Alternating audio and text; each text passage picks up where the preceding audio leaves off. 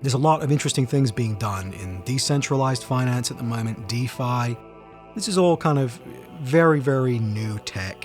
And one of the other iterations of this blockchain tech is obviously the NFT, non-fungible tokens, which have recently started to make their way into gaming. And there's some experimentation happening at the moment and a lot of discussion around these gaming NFTs. They can be implemented in a variety of different ways, from things like loot boxes and, things more geared towards a gacha gambling type of whatever gameplay loop, to more of a traditional MMO setup where you have these unique items which are now tokenized. That's part of the NFT proposition. You have randomly generated items inside a game, but instead of it just being an algorithmic, it's just a bunch of RNG and it doesn't really have any real world value, NFTs allow in-game items to actually have value and to be unique. So you open a loot box, you get a shiny AK-47 skin, and that's yours. And not only is that yours, but you can also trade it on the open market. That, in essence, is the core idea of NFTs. And there is an element of cringe going on here when I see a company like Square Enix, falling over themselves to get into NFTs. Now, that, for me, that gives me an impression of a company kind of in a desperate situation where, they're looking for a pump and dump, if anything. They want to get in as early as possible with the NFTs because, last time I checked, hey, the sales of the FF7 remake, they were not so good. So, yes, you can see an element of corporate greed there, but I feel like, as gamers, I think that we're only seeing that side of NFTs. We are seeing them as purely this corporate cynical play to further monetize the gaming industry. I could put on my Jimquisition hat and I could cut my dick off and I could rage about how, oh no. Or it's an Angry Joe where he gets into his corporate commander outfit. He comes onto his green screen stage and he's like, these NFTs, he's so mad. I'm not mad because the way I see it, modern gaming has already been monetized to such an absurd degree that adding NFTs into the mix, it's only uphill from there.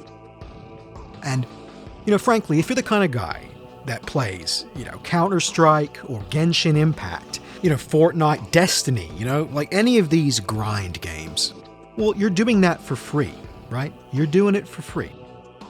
And you may quite justifiably be butthurt with all of the NFT bros coming in and trying to shill their scams in the gaming space, right? But once this tech matures a little more and we, gets a bit more legitimized, you'll be paid to grind. You'll be being paid in the native token of whatever the game is to play.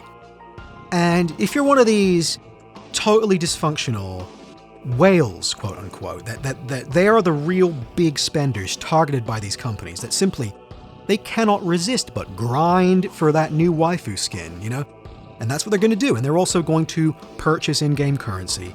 They're going to participate in whatever the gacha box that the developers have created, They're perfectly willing to participate in that.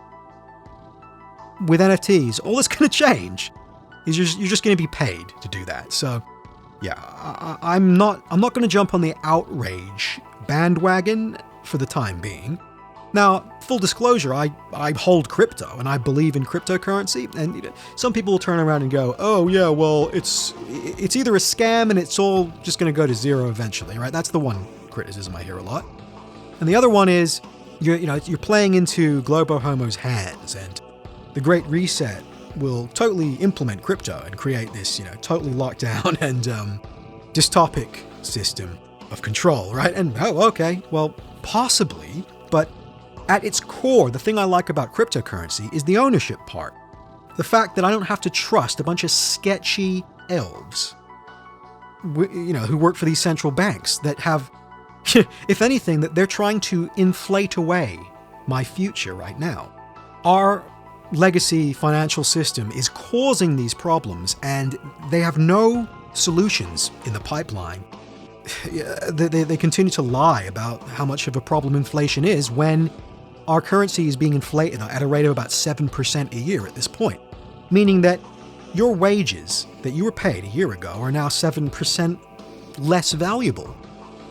So unless you got a 7% raise this year, you're down. And for millennials and Zoomers, we're not looking at much of a future when it comes to our legacy economic system. It's fucked. Now the communists will turn around and go, aha, there's late-stage capitalism right there, you know?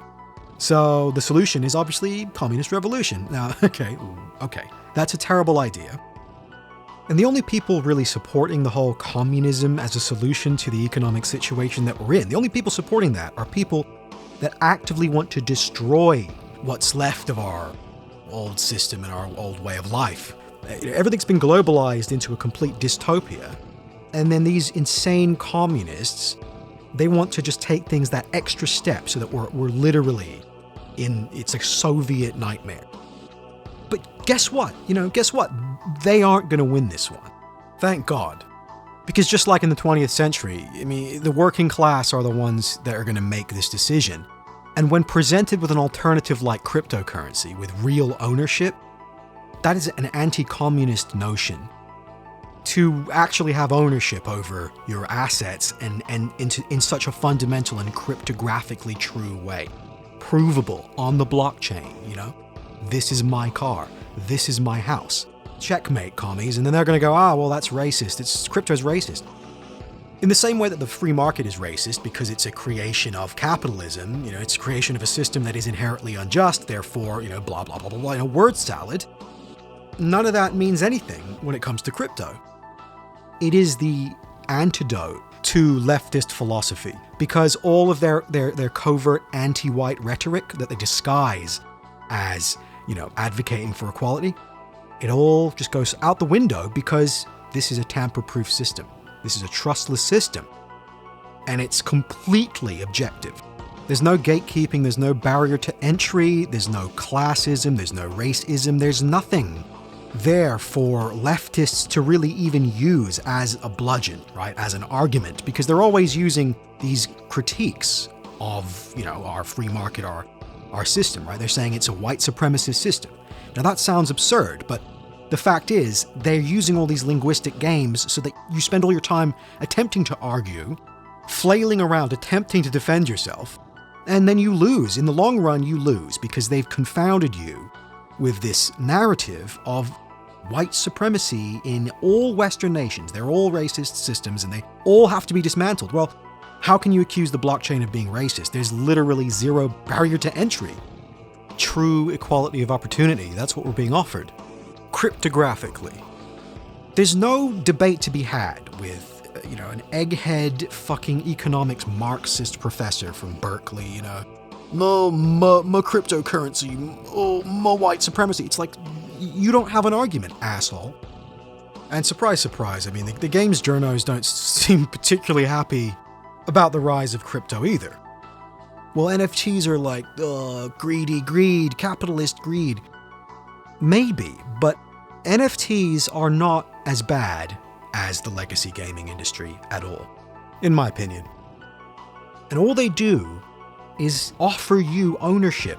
They offer you a stake in the industry, a real stake. And you have to really forget all you know about finance because DeFi is alien to the kind of crooked corporate economics that we've grown used to in our lives as millennials and Zoomers. Imagine, if you will, a video game industry powered by decentralized economic forces. They call it a DAO, right? A decentralized autonomous organization. Imagine if something like this was playing more of a role in shaping the video game industry, where the decisions and the way the game is being managed and the way things are being balanced and stuff like that, the gameplay is being balanced, if those decisions were being made organically via governance, where actual gamers that play the game and have played the game more than anyone else, and they've accumulated a lot of their NFT tokens, that they can stake those NFTs into a governance pool and actually have a say, and they can vote on how the organization runs the game and stuff like that. That is coming. That is the difference between a centralized, corrupt, garbage video game industry that we're just so used to it. We've soaked in the malaise for so long that we genuinely think that nothing could ever get better. But you know what? I don't think NFTs could really hurt us. I understand that it all sounds like a bunch of phony baloney right now, and there's a lot of resentment happening towards this new technology, but think about it, it's really not a very woke technology at all. If anything, I mean, crypto, blockchain, NFTs, all it is a new iteration on the free market. As in just, a system that protects your right to participate economically in this market.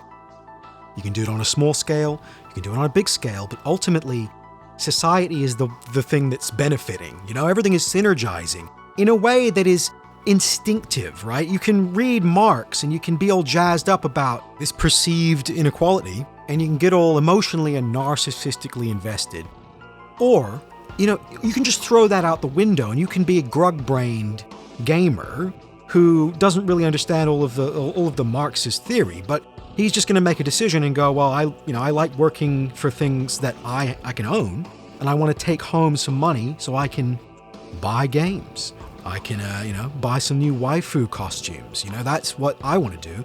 I don't want some weirdo trans lesbian commissar of whatever this woke society that we've entered is. Like judging me. I don't need that.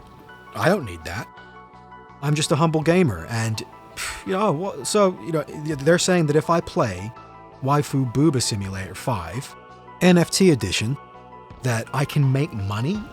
I can jerk off to anime titties and I can make money. And this commie over here is telling me I must starve because black people, because George Floyd, I'm sorry, this is kind of a no-brainer. I mean, that's how I kind of perceive DeFi, right? The advent of decentralized finance. It's a no-brainer. I just don't think enough people understand it or are even aware of it. But, the advantages, the superiority of this blockchain system to legacy finance it's mind-boggling. You can get a loan in DeFi. You can go to a platform like Aave.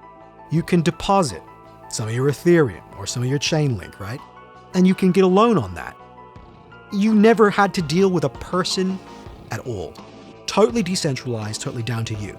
Now, if we had more of that going on in the gaming industry, I can't see how that could be worse than anything that we've had for the last 10 years, where we're being milked. The developers don't even really want to give us the content that we would actually enjoy. They want to create interactive mental panopticons that entrap you into this dopamine loop, all for the purpose of milking as much money as they can, even just a couple of bucks, They want to squeeze that out of us. The advent of NFTs, at their very worst, will simply offer you an opportunity to actually have something to show for all of that fucking meaningless grinding that you did in Final Fantasy XVII Online, A Realm of Degeneracy. It's going to be an NFT-powered, massively multiplayer online game. The difference between that and FF14 is that I can sell my crystal halberd for at least, a couple of $100 maybe. At its very best, I mean, if you get in early enough, you can be making the kind of money that these JPEG NFT traders that are so resented right now, and I think a lot of it is to do with jealousy. Now, I don't own any NFTs. I'm not interested in NFTs in their current form. But it's not to say that the tech doesn't have something kind of intriguing about it, in that, okay, I've sat there, I've grinded out God knows how many, 200-300 hours in Final Fantasy XVII Online, this hypothetical NFT-powered MMO. And you know what? I can walk away from that with shit tons of cash in my pocket. Now, if I want to be full degen, and I miss the way things used to be, well, take the money you earned and just spend it on more in-game items. Buy more NFTs with it. If that's really what you want. But there are other people that are going, oh wow, you know what? I played so much Genshin Waifu Simulator 5 this week, which is a monetized NFT game that doesn't exist, that I'm sitting on a huge stack of Booba token or whatever, and I can choose to stake that and perhaps engage in some governance on how the game is tweaked moving forward, future patches, things like that. Or I could take it, sell it on the open market for a stable coin and then sell that for fiat cash. Like a fucking Chad. And then I'm gonna go and do something cool in my real life. And, I mean, I don't know. That seems like a step up from just the lumpen gamer who simply wastes time. It's, the degenerate act of gaming, as our White Goose has famously described. I mean, throwing NFTs into the mix there, it can't hurt. That's all I'm saying. I guess that's my argument. It can't hurt. And it could also lead to things like the formation of decentralized autonomous developers. Can you imagine that? A team working remotely, decentralized, with multiple different projects and developers, different DAOs competing for the market share. And the liquidity provided by these NFTs that are owned by gamers. That is the kind of thing that reintroduces meritocracy. It reintroduces healthy competition, which is what made the industry so good in the 90s, right, and early 2000s. And under a more of a decentralized blockchain-based system and industry, right, in the future, that would completely reverse the wokeification of gaming, which is an absolute travesty, but it's the same problem we have with all of our legacy entertainment and subcultures and nerd culture. It's all been ruined by ideological leftists in positions of centralized power, right? And that's what's going on. It really is all about ownership. They're saying, oh, you'll own nothing and be happy. It's like, well, I'm going to own a shitload of NFTs and cryptocurrencies, and I'm going to be happy because I'm going to be rich.